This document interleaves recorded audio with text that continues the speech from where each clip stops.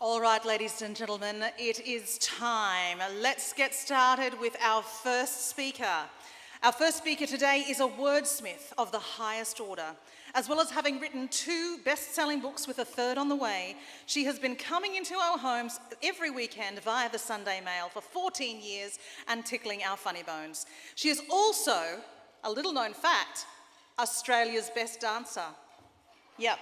She is. You know, I was a little sceptical when I saw that written on her bio, but I have to tell you, she had a couple of champagnes in the green room earlier and she busted out some moves. Dude, chick has got game. I'm hoping that if her team wins, she will do a celebratory dance and inspire us all. Ladies and gentlemen, please welcome the very talented Frances Whiting.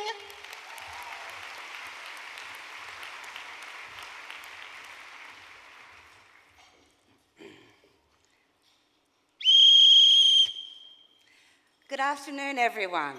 My name is Frances Whiting and I'll be your conductor today on a very special train journey, the Mind the Gap Express. The journey where we let you go so far, but no further. Now, a few housekeeping points before we begin.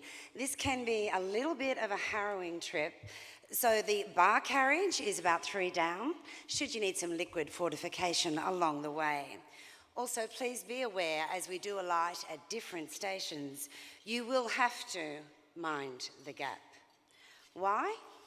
Because while many people will try to tell us that women don't have to mind the gap anymore, that we've moved on since the days when women in the public service had to quit when they got married, which was back in 1966, probably because they thought that women couldn't work out how to make a meatloaf in the kitchen and then serve coffee in the office the next day. We haven't really moved on that far. One moment.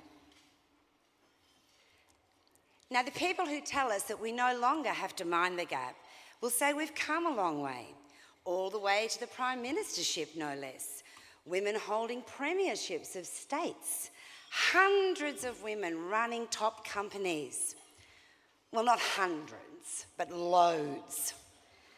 Well, not loads, but quite a few. Well, not quite a few, but several. Okay, 7. 7 women, CEOs in the top 200 ASX companies.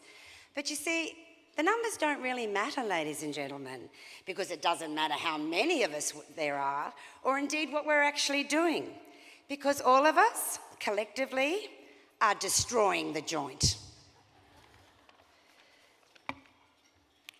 There he is.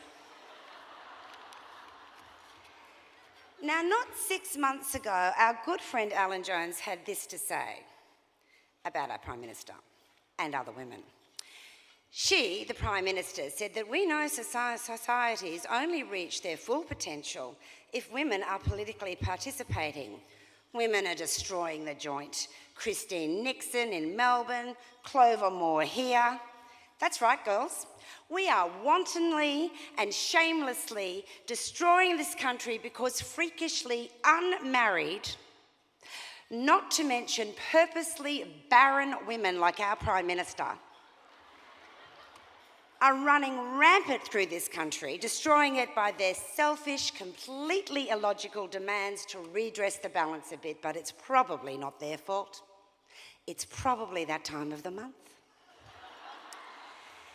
Now, what Alan Jones was so vitriolically reacting to was a point that the government wanted to commit $320 million to improve opportunities for the political, economic and social advancement of women in the Pacific.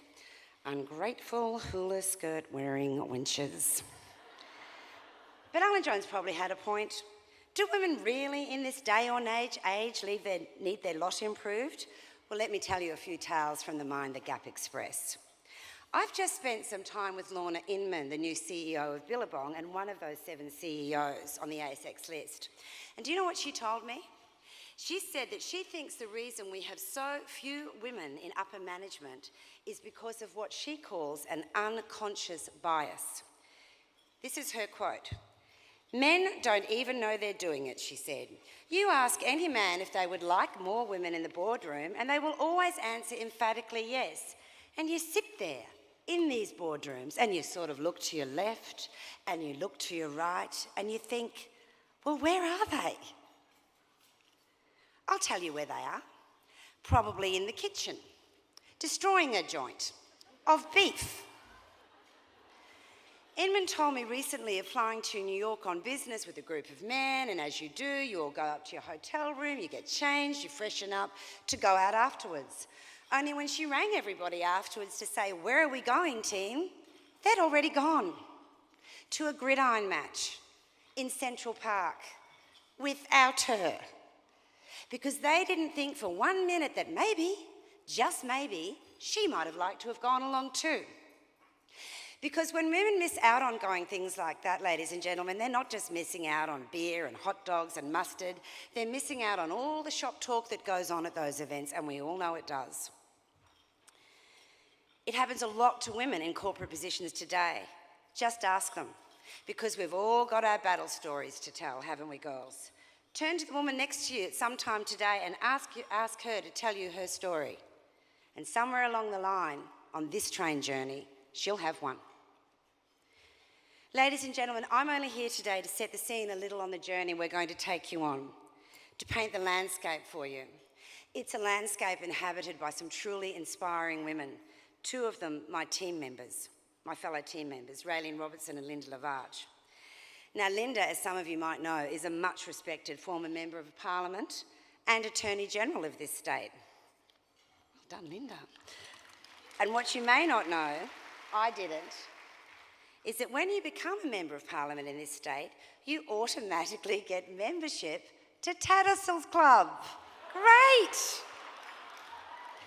Tattersalls Club, as you all know, is that venerable gentleman's establishment in the city where our top politicians and businessmen go to talk business and talk shop.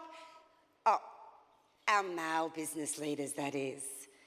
Because we girls still aren't allowed in there. And I wonder how many discussions in the hallowed halls of that venerable institution we've missed out on because of it. Anyway, Linda was a Member of Parliament, but they couldn't give her a membership to Tats. Awkward. So what did they give her?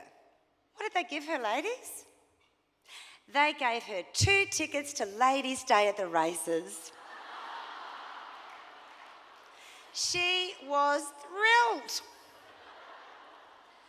Anyway, ladies, I do hope you have a pleasant trip travelling with us today on the Mind the Gap Express.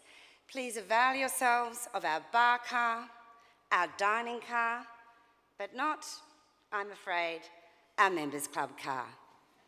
That's still for men only. Thank you very much.